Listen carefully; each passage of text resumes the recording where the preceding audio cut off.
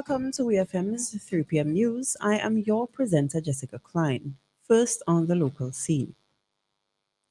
In honor of International Day of Older Persons, observed on October 1st, several members of the police youth clubs delivered food packages to senior citizens as a gesture of love and appreciation.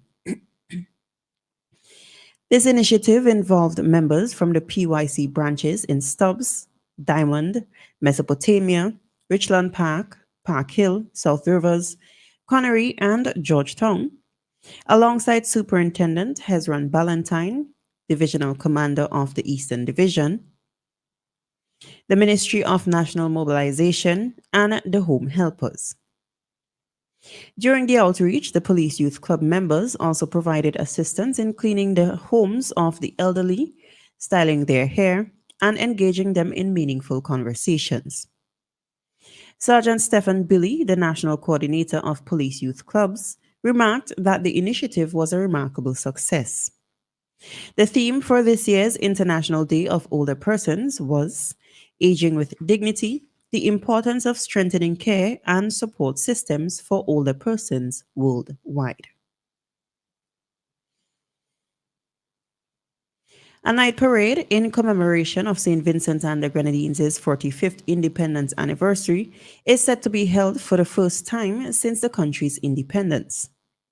This is according to Minister of Tourism and Culture Carlos James during a press briefing held today, 14th October 2024. Minister James said, while the morning parade is a tradition, this year offers an opportunity for a national display with a difference. He explained the intent to focus on showcasing modern creativity, multimedia displays, and a more inclusive celebration where both the military aspect of the parade and the traditional cultural performances will co-join. Additionally, Minister James said there will be traditional dances, costumes, fireworks display, as well as cultural performances. The Toast to the Nation will be opened to the general public and takes place at Victoria Park beginning at 6 p.m. According to Minister James, this gives a sense of unity and inclusion. Still on the local scene, the neonatal and pediatric sectors in the Ministry of Health in SVG have received a significant boost thanks to a generous donation of £100,000 from the Sandals Foundation. According to an official announcement, a collaboration involving the Ministry of Health, Wellness and the Environment, Discover St. Vincent and the Grenadines Team Athletics SVG, and other key stakeholders resulted in surpassing their initial pledge of US $25,000. For over 40 years, Sandals Resorts International has been dedicated to supporting local communities across the beloved islands. The establishment of the Sandals Foundation marked a structured approach to promoting positive change in education, community, and environmental efforts. Today, this organization acts as a true philanthropic extension of the brand, spreading a message of hope throughout every corner of the Caribbean.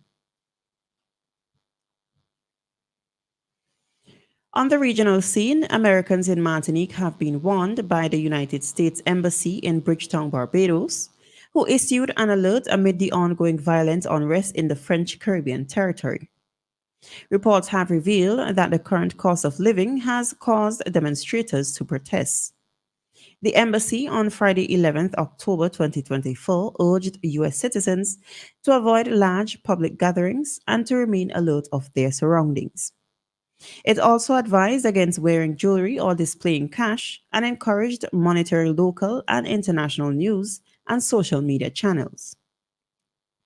The security alert follows a reimposed 9 to 5 curfew in response to looting, arson, and street demonstrations. Schools in Martinique have also been closed temporarily, and on Thursday, demonstrators targeted the territory's main airport, forcing its brief closure. At least one person has been reported dead in the context of the unrest. However, local media reported only a few minor incidents between Sunday and Saturday night as a cleanup continued and the authorities urged a return to normalcy. Martinique has seen similar protests in recent years, many fueled by anger over what demonstrators says is economic, social, and racial inequality.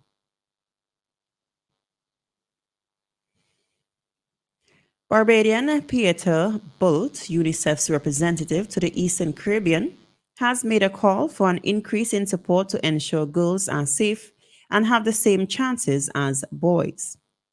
Bolt made the call at the UN House in Marine Gardens on Friday for Activate Talk, where he urged leaders to listen to girls, protect their rights, and increase funding for programs that focus on girls' education and health.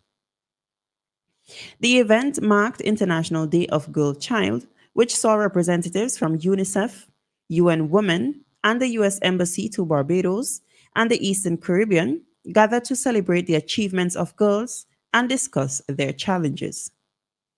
He pointed out that girls are disproportionately affected by sexual abuse and are more likely than boys to be subjected to forced sex, unwanted touching, and online sexual harassment, based on a poll conducted in Barbados and the OECS in 2023.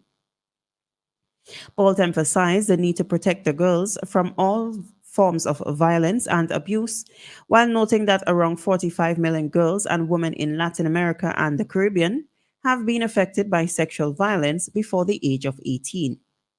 Roseanne Richards, director of the Child Care Board, highlighted similar concerns and noted the government's commitment to girls' protection, especially those vulnerable to abuse. The government, in an effort to address these issues, is currently enhancing child protection legislation and establishing a secure treatment facility to provide psychosocial support for children in need, especially those in the care of the state. Finally, on the international scene, Baba Siddique, an Indian politician, has been shot dead in Mumbai. According to local reports, the incident where gunmen opened fire on the 66-year-old took place near his son's office, who is also a politician. Two persons have since been arrested in connection with the shooting incident. The former local minister is said to have been a senior figure in the political state of Maharashtra, expected to hold legislative polls next month. He defected from Congress, India's main opposition party, in February and joined the Regional Nationalist Congress Party (NCP), which is part of the governing coalition of the BJP. Siddiqui was known for lavish parties and for close ties to Bollywood superstars. The shooting happened with high security in place due to a major Hindu festival in the city. Opposition parties have since criticized the government, saying there was a major lapse in security. The state government has promised a thorough inquiry into this incident. This has been WeFM's 3 p.m. news. I have been your presenter, Jessica Klein. Join us again at 5:30 p.m. for WeFM's evening news, and we thank you for listening.